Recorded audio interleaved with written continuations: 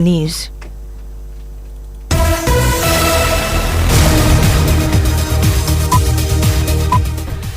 The news is live on Joy 99.7 FM, hits 103.9 FM here in Accra, and Love 99.5 in Kumasi, and streaming worldwide at myjoyonline.com, X Spaces and YouTube. We're also live in all 16 regions of Ghana via partner stations including Radio Justice Tamale, Lolonyo FM Hohwe, Inkligi FM Boli, Castle FM Cape Coast, Oil City Radio Ganga, Takrady Ganga FM Jerpa, and Radio Freed in Nandom. This afternoon, the solemn mood at the UPSA Auditorium, where we just heard the president at the National Interfaith Memorial Service, which is underway in honor of the 8 people who lost their lives in the tragic helicopter crash exactly a year ago. This afternoon, we find out if the mission of the 8 gallant men to help fight illegal mining has been fulfilled. I have the unpleasant duty, sadly, to announce a national tragedy involving the crash of a military helicopter this morning. Also coming up this afternoon,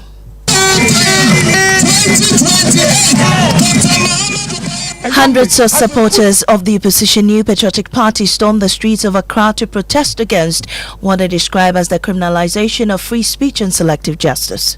There seemed to be a deliberate attempt to suppress the voices of the people. Now, the more you talk, the more you've been arrested. We'll take you live to the grounds where party leadership submits its first petition to the Judicial Service at the Supreme Court, and we'll be there for the latest updates also this afternoon. Heartbreak for OT Senior High Technical School and Inquanta Senior High School as their National Science and Math Quiz dreams collapsed at the final hurdle, with St. Mary's Seminary Lolobi grabbing the last ticket to the 2026 championship. We are supercalifragilisticexpialidocious for what has happened. School won the first round, second round, third round, fourth round. We're this round. We are the Blues. In fact, we are the Blues. Nobody can take us. These and more with me, Maame, Nyamekye, Thompson. This is Joy News, independent, fearless, and credible. Do stay for details.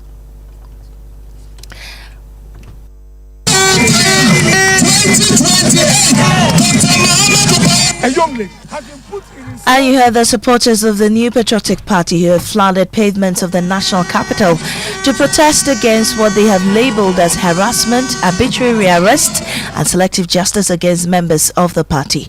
The protest, dubbed Democracy Under Attack, is intended to draw the attention of the executive, the judiciary, and the legislature to what the NPP describes as an alleged abuse of power and the growing use of arrests to suppress dissent in the country. Before we take you live to the grounds, listen to some of the protesters, including Minority Leader Alexander Penyomarkin, former Health Minister Donald Bernard Okoboy, and Dennis Miracles Abuaje. Rot in government is not receiving attention from state security. Anti-corruption officials are not looking into allegations of corruption in government. Yet political opponents are being harassed. Definitely there is selective justice. When the Chief Justice of the Republic is fired without cause, where a committee to look into her case, even before completion of work, a report is written, and that report becomes the basis of her sacking. Democracy comes under attack. What we are saying is that people should engage in responsible speech. If it is irresponsible, take them to the court. If John Mahama and the NDC had told Ghanaians that when we come, there will be discipline, nobody should post anything on TikTok, we arrest you, do you think you would have come to power? This is not what he promised the people of Ghana. In fact, this government is possible by the end of this year, they would have arrested more youth than they have created jobs for the youth. This is not what we wanted. There seemed to be a deliberate attempt to suppress the voices of the people. There is a very silent strategy towards selective justice in our system, persecution, political opponents, and that is scary. The democracy that we know in Ghana is meaning you're going to speak your mind. But now, the more you talk, the more you've been arrested. And the most craziest aspect of it is the bail condition after. It's also telling us that they don't want you to be freed. They want to suppress us. So that is why we think the democracy is so much on an attack. Let's get the latest on this. Speak to my colleague Fatah Bayaga, who's currently following the protesters for more. Fatah, where are you now? What's the latest?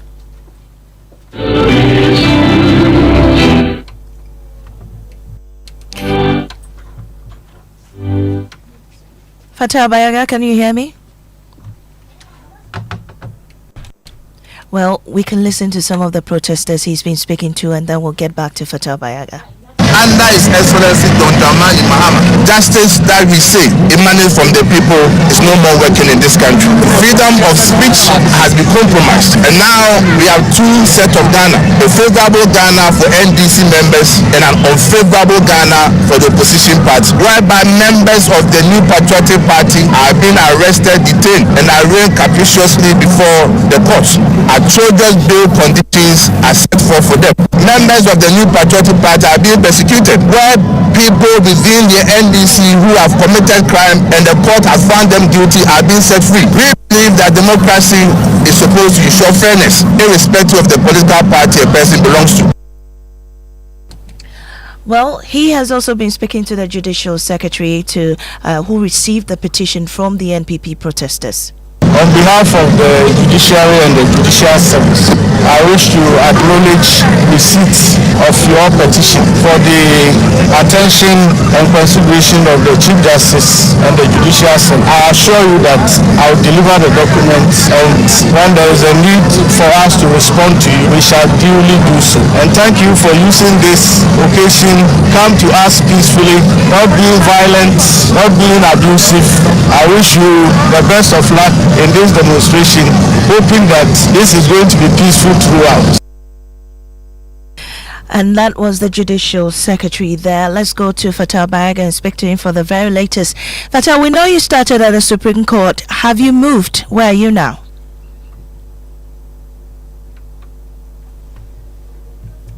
At 8.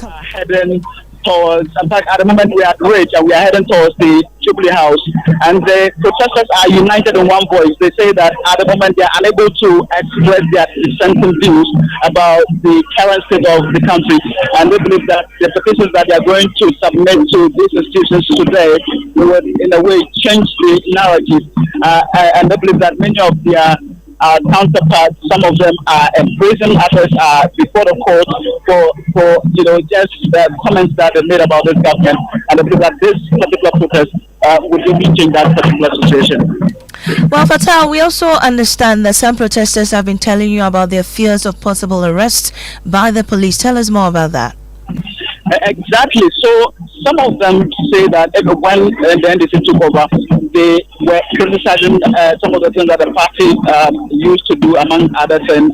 But now, because of how their counterparts are being arrested, they are in fear. I mean, the fear that if they express their dissenting views about how things are being handled at the moment, they will be arrested. And they say that at the moment, the country's democracy is on its knees.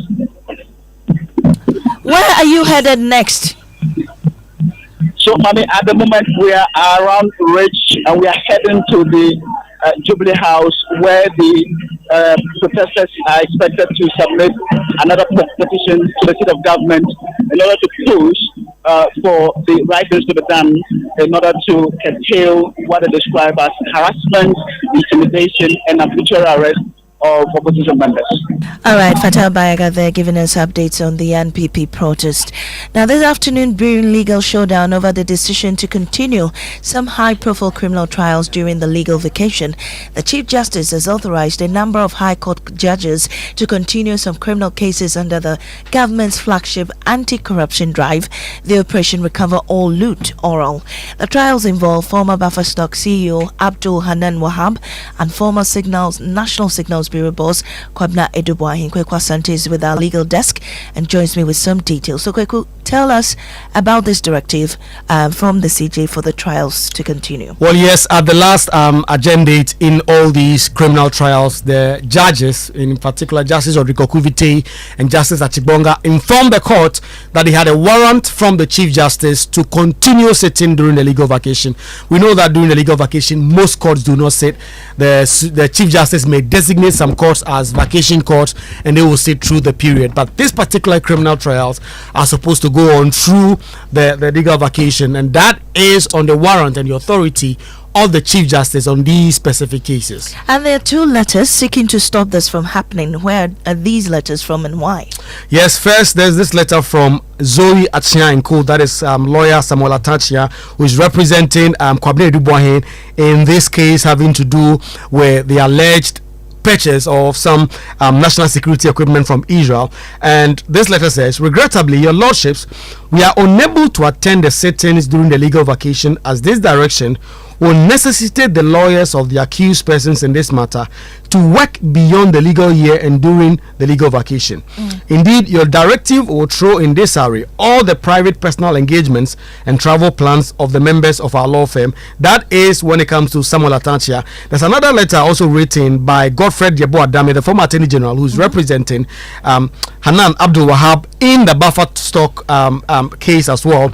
And he also raises the same issue. He says, there is no urgency in this matter, as the accused persons were arraigned before the court only on the 5th May after earlier charges were withdrawn by the Republic through no fault of the accused. Respectfully, we of Messrs, having worked throughout the legal year and cooperated in this matter, believe that our client has been denied the opportunity to take their child of suffering from a severe medical condition abroad and all of that, and then goes on to recount some of the issues that they say are really serious matters. So these 2 lawyers have now written to the Chief Justice saying that, listen, they do not believe that it's in the interest of justice to continue these processes. Right, Kweku, and also the lawyers are warning they will not attend the trials if this should continue.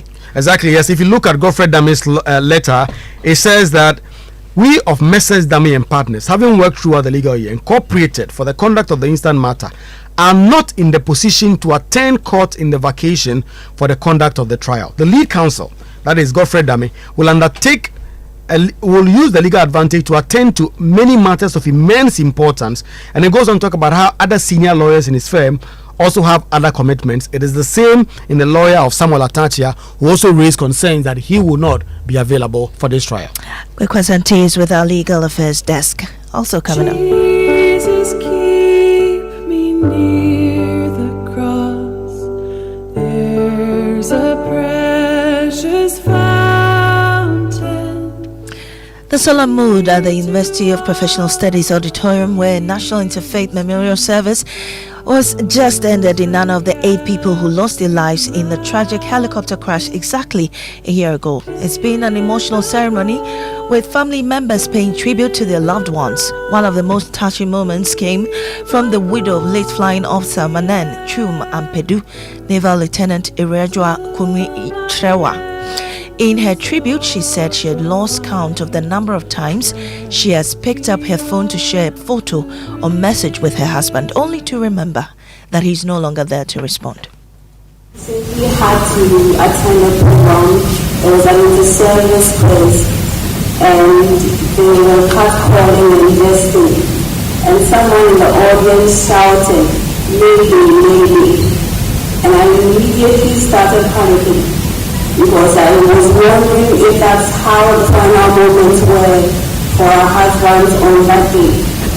I have lost count of the number of times I have pulled out my phone to share a picture with him, only to remember that I will not get a response.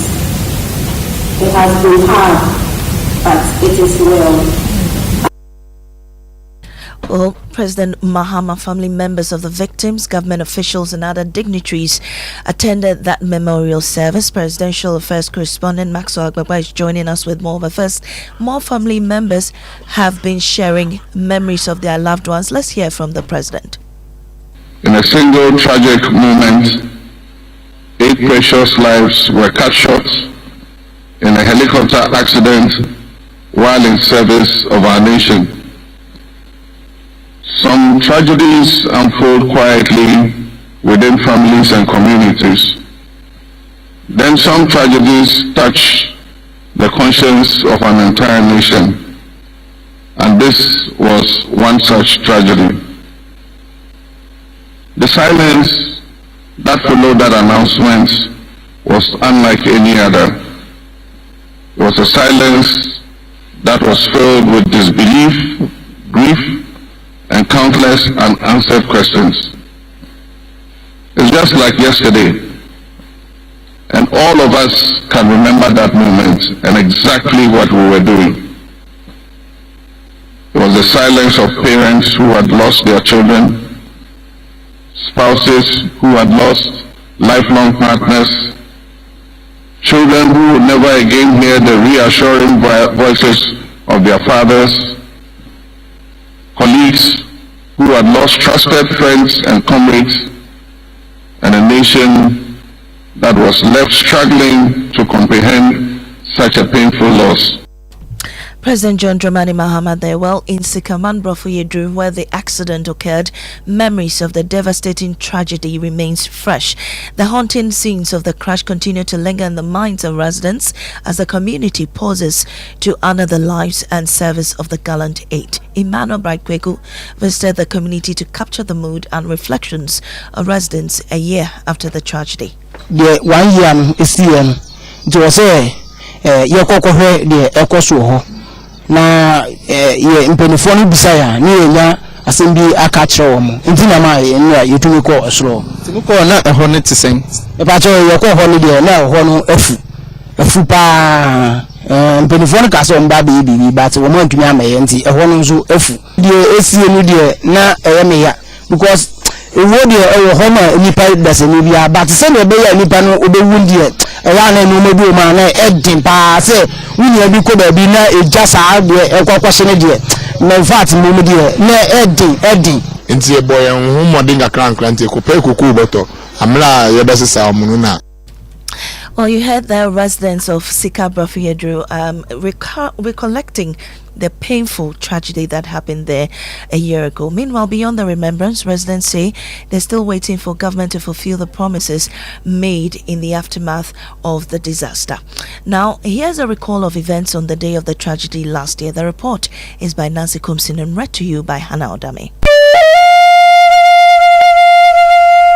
As reports of a missing military helicopter began circulating, uncertainty gripped the nation. Hours later, the Ghana Armed Forces confirmed the aircraft had lost control with radar. I have the unpleasant duty, sadly, to announce a national tragedy involving the crash of a military helicopter this morning. The helicopter had crashed near Adanse in the Ashanti region, killing all 8 occupants. Among those who lost their lives were Defense Minister Dr. Edward Omane Boama, Environment Minister Dr. Ibrahim Murtala Mohammed, Acting Deputy National Security Coordinator Alhaji Limuna Mohammed Muniru, senior military officers and crew. The delegation had been heading to Obuasi to launch a program designed to transform Ghana's artisanal and small-scale mining sector and help curb illegal mining. As rescue teams secured the crash site, another painful reality emerged. The bodies had been burnt beyond recognition. The following day, the remains were flown to South Africa for DNA identification. We need to do further examination and investigation just for the avoidance of doubt. President John Mahama later addressed the nation, declaring 3 days of national mourning and announcing a national memorial in honor of the departed. On Saturday, 9th August at 5 p.m., the nation will gather at the forecourt of the State House for an evening of reflection and memorial in honor of our departed colleagues. On the 9th of August, families, colleagues, and state officials gathered for a national memorial service. Days later, the nation bade a final farewell at a state funeral marked by military honors, solemn tributes, and overwhelming grief. You died knowing God, and that there is rest for you until we meet again. 1 year later, the pain of that loss remains. Well, also a year after the tragic incident, what lessons have the country learnt in the quest to fight illegal mining? Emmanuel Brightquegu has more on this. But Emmanuel, tell us more where you are currently and what's happening there. All right, Maame. I am currently at Sikam and Bofredu, where exactly a year ago around this time, we had a news that a helicopter had crashed into the Dampier Forest Range. In fact, today, the mood in the town has been normal. In fact, some of them had reflected on the incident that happened a year ago. And so it has been a reflective moment for them. And when you come to the town, as we speak, they have erected a billboard where you have all the 8 men there. They understand it's being sponsored by the Queen Mother in the area. And so they have mounted that. You understand that yesterday they poured libation. That's the traditional authorities poured libation. They went up to the hill, the mountain, to pour libation in memory of the 8 that departed, Maame. All right, Emmanuel Bright Kweku there at Brofuyedu. Well, let's go back to the University of Professional Studies, where the National Interfaith Memorial Service was held in honor of the 8 people who lost their lives. Maxwell Akmagwa is there for us. Maxwell, one more, can you report?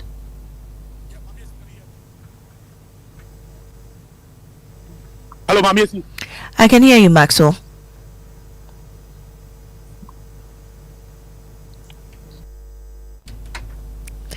Unfortunately, we're still trying to establish contact with Maxwell for more updates on the National Interfaith Memorial Service. But we'll take a break. When we return, hard break for OT Senior High Technical School and Nkwanta Senior High School as their National Science and Math Quiz dreams collapsed at the first hurdle, with St. Mary's Seminary, Lulubi, grabbing the last ticket to the 2026 championships.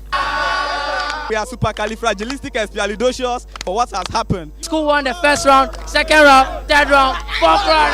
We're destroyed. We are the Blues. In fact, we are the Blues. Nobody can take us. Something exciting is stirring at the Joy News Habitat Fair. When I wake up in the morning, I brush my teeth with Kale Charcoal toothpaste. This gives me confidence all day. Anytime you meet Amma, don't be surprised I smile showing my beautiful white teeth because I don't have cavity thanks to Kale Charcoal toothpaste for its natural charcoal properties. In fact, we are like twins. I can't go without my Kale Charcoal toothpaste. That be why I dey use Kale Charcoal toothpaste morning and night when I dey go bed safe. It dey make my teeth white when it dey comot every scent from my mouth inside. My confidence level they go up, so I dey show my 32 teeth all.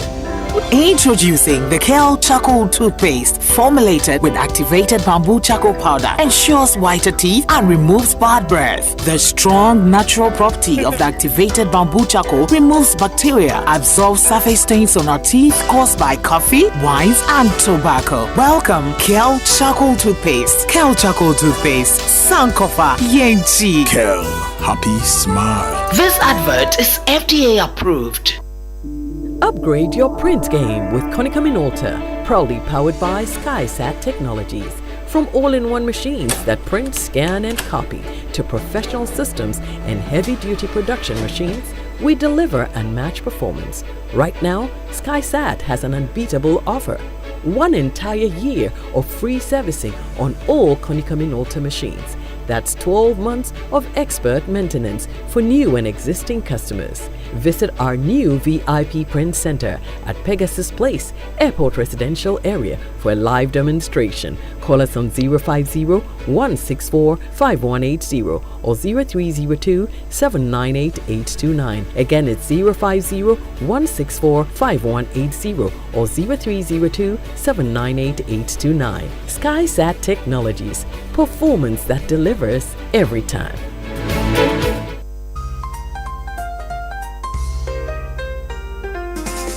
Welcome to White Restaurant and Garden right here in Accra.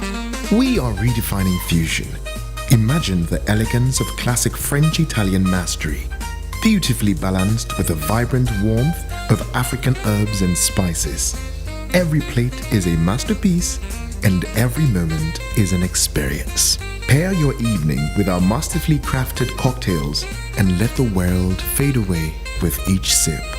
Book your table today using the code WHITE@3 and your first round of signature cocktails is entirely our gift to you. Experience dining done beautifully. Call 050-982-3420 to reserve your evening. White Restaurant and Garden.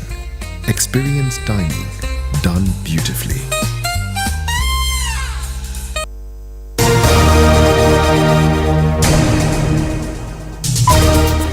Thanks for staying with us. Now, a stalled Community Day Senior High School and an abandoned road project are taking a growing toll on communities in the Agavisau zone of the South Tone district, forcing students to travel long distances, including by river, to access secondary education. Residents say they are now demanding urgent government intervention. Kwame Yanka reports. The unfinished E-block at Agavesondo in the South Tone district of the Volta region has been reclaimed by bushes, while families watch their children make dangerous journeys each day, in some cases cross rivers to access secondary education. The residents of 8 electoral areas in the Agave zone have issued an ultimatum to government to resume work on the abandoned Community Day Senior High School.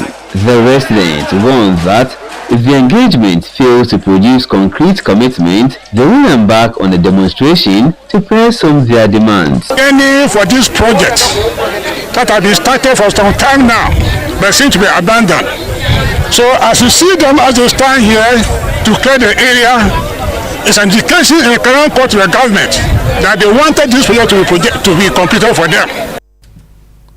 Now to this National Science and Math Quiz. St. Mary's Seminary Senior High School Lolobi completed OT Region's qualification list for the 2026 championship after clinching the final ticket ahead of OT Senior High Technical School and Nkwanta Senior High School. The victory brings the OT Regional qualifiers to a close, with St. Mary's Seminary Lolobi joining the region's successful schools heading to the national stage. Let's speak now to Michelle Latte, who has also been following the events there. Michelle, where are you currently? Tell us more.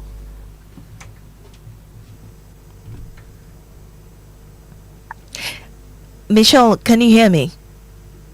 So, Maame, I'm at Tamale now in the northern region. Maame, can you hear me now? I'm at Tamale now, and the very first contest for the day has ended, and the Lions of Tamale, that is Tamale SHS, have clinched a massive win against their 3 contenders. That's Yendi SHS, Tolon SHS, and Sabsubu. They left with 61 points. Yendi and Tolon may have a chance to qualify, and despite them having 36 points, that's for Yendi, and Tolon having 12 points.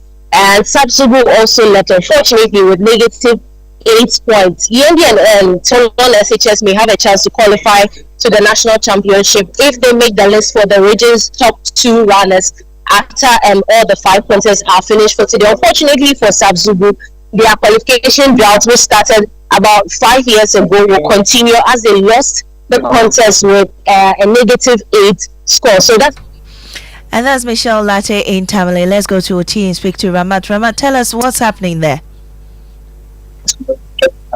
Maame, the OT regional qualifiers and the Volta regional qualifiers has ended yesterday. We had St. Mary's School and then the OT regional qualifiers. For those who are unable to qualify for the regional stage, it's been a lot of heartbreak and suspension for them. But for those who have been able to qualify, they say their message is simple. They are ready to stand any school they are going to meet at the national level. Thank you very much, Ramat Bashir, there joining us from the UT region. Let's do what's trending now. Adobia is here. Adobia. Yes, Maame, see, democracy and attack protest is definitely on the list of things trend. It's actually the second item on the list. And one of the things causing it to trend is the fact that some protesters clashed in a fierce confrontation with some personnel of the Ghana Police Service as they were marching to the Jubilee House. But fortunately, the police have been able to calm the people down, the demonstrators, to prevent an escalation of the matter. And people were reacting to that. Someone said, I'm in full support of this demonstration. That's more hope. But anyone who misbehaves must face the law. Then you have Nikki saying, just as expected. I don't know what that means, but those are some of the things generating comments from social media. All right, Adovia, sorry. Thank you very much for this. And that's how we end the bulletin here on Joe